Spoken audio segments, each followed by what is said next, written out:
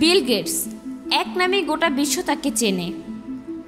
মাইক্রোসফটের সহ প্রতিষ্ঠাতা, একজন প্রযুক্তিপ্রেমী, উদ্যোক্তা এবং বিশ্বের অন্যতম ধনী ব্যক্তি। কিন্তু এই বিশাল সাফল্যের পেছনে রয়েছে অনেক ব্যর্থতা, অনেক প্রত্যাখ্যান আর অসংখ্য শিখন। বিল গেটসের পথ চলা শুরু হয় খুব অল্প বয়সেই।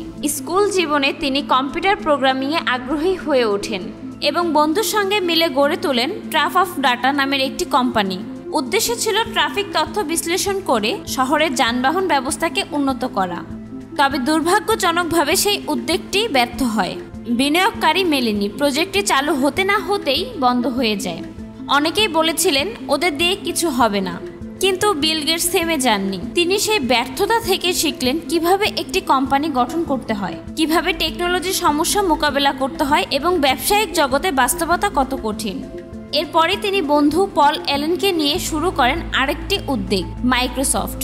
প্রথম দিকে মাইক্রোসফটও খুব সহজে চলেনি। অনেক সফটওয়্যার প্রতিষ্ঠান তাদেরকে গুরুত্ব দেয়নি।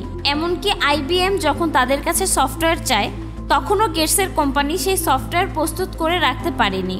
কিন্তু গেটস হাল ছাড়েনি, দ্রুত সমাধান খুঁজে বের করে সেই সুযোগ কাজে লাগান। আর এইভাবেই শুরু হয় মাইক্রোসফটের উত্থান। বিল গেটসের সবচেয়ে বড় শক্তি ছিল তার মানসিক দৃঢ়তা। তিনি বিশ্বাস করতেন আপনার সবচেয়ে বড় শিক্ষক হচ্ছে ব্যর্থতা। তিনি ব্যর্থতাকে ভয় পায়নি, বরং সেটাকে রূপান্তর করেছেন শিক্ষা ও অনুপ্রেরণায়। সফল মানুষদের মতো তিনিও জানতেন সফলতা মানে শুধু জেতা নয়, বরং প্রতিটি হারের মধ্য থেকে শেখা এবং আবার উঠে দাঁড়ানো।